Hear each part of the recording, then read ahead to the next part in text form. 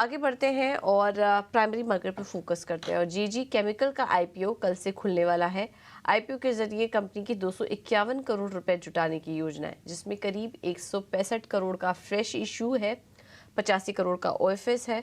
और आईपीओ से जुटी पूंजी का कहां इस्तेमाल होगा और कंपनी की आगे की क्या योजना है, इस पर हमसे खास बातचीत की कंपनी के एमडी और सीईओ अनिरुद्ध झुंझुनवाला और डायरेक्टर एंड सीएफओ अनुज झुंझुनवाला ने। आइए आपको सुनवा देते हैं।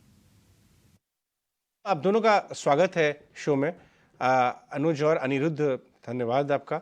अ, अनिरुद्ध, मैं आपसे सबसे पहले जानना चाहूँगा कि किस तरह के केमिकल्स आप बनाते हैं और थोड़ा अपना बिजनेस मॉडल के बारे में थोड़ा संक्षिप्त में हमारे व्यूअर्स को समझाएं। हमारी कंपनी जेजी केमिकल्स जिंक ऑक्साइड बनाती है। ये एक केमिकल है जो जिंक और जिंक स्क्रैप से बनता है। इसकी यूसेज बहुत वाइड वैरायटी ऑफ प्रोडक्ट्स में लगती है। नंबर वन यूसेज इसकी है रबर और टायर में।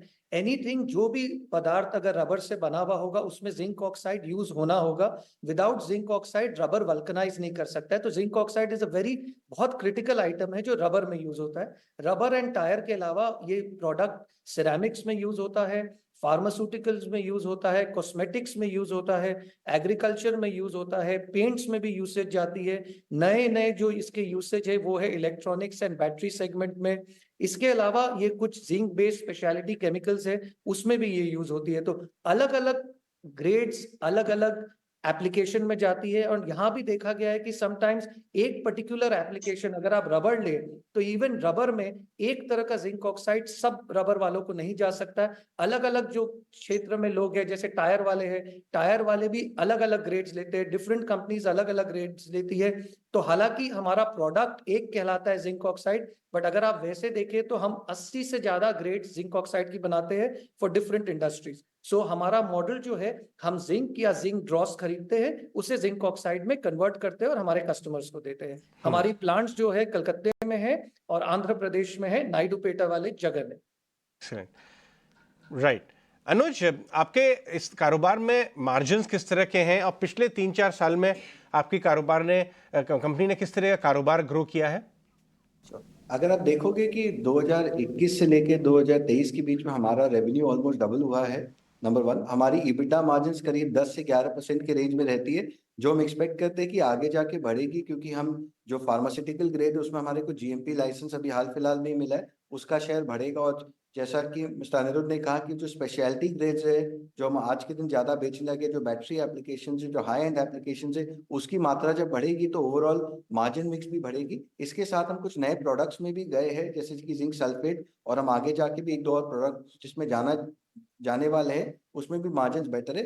हम आशा करते हैं कि अगले 3 साल में हमारी जो ग्रोथ पिछले 3 साल में रही थी उससे ज्यादा होगी, क्योंकि हम नए ज्योग्राफीज में भी जा रहे हैं। हम गुजरात में एक प्लांट लगा रहे हैं, हम साउथ ईस्ट एशिया में एक प्लांट लगा रहे हैं, और हम कुछ एक दो नए प्रोडक्ट सेंटर्स में भी जा रहे हैं। तो इसको लेके हम आशा करते हैं कि हमारी ओवरऑल रेवेन्यू ग्रोथ भी पिछले 3 साल से ज्यादा रहेगी, और उसके साथ साथ हमारी मार्जिन इंप्रूवमेंट भी होनी चाहिए।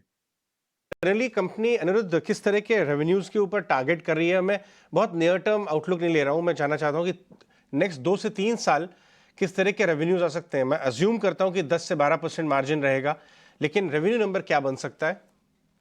अगर आप देखो कि लास्ट 3 साल में हमारा ऑलमोस्ट रेवेन्यू डबल हुआ है, 21 से लेके 23 के बीच में। We would expect that going forward also हमारी रेवेन्यू ग्रोथ इससे कम नहीं होनी चाहिए, बल्कि हम इससे ज्यादा की ही ट्राई करेंगे, क्योंकि हम दो नई ज्योग्राफी में भी अब प्लांट लगा रहे हैं। इसलिए उस वो सब ज्योग्राफी में जो मार्केट शेयर गेन रहेगा, बिकॉज हम बहुत छोटे बेस से स्टार्ट करें वो सब ज्योग्राफी में, वो सब एप्लीकेशंस में। The growth will be more in those areas.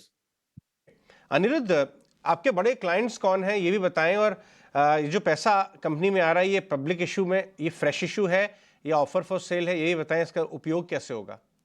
As far as हमारे कस्टमर्स कंसर्न है, ये सारे बड़े बड़े नाम जो आप टायर क्षेत्र में देखेंगे, कोई भी वी बेल्ट कन्वेयर बेल्ट में देखेंगे, आप कॉस्मेटिक सेगमेंट में देखेंगे, जो भी आज के दिन जो बड़े बड़े प्लेयर है, जो फार्मास्यूटिकल्स के हैं, बैटरी बनाने वाले हुए, फिर आपके पेंट्स बनाने वाले हुए, ये सारे, इनमें जो भी मल्टीनेशनल्स हो, हमारे देश के जो सबसे बड़ी कंपनियां हैं, वो सब हमारे कस्टमर्स है। इनफैक्ट टायर सेक्टर में तो इंडिया में जो टॉप 11 टायर मैन्युफैक्चरर्स है वो सब के सब हमारे कस्टमर्स है।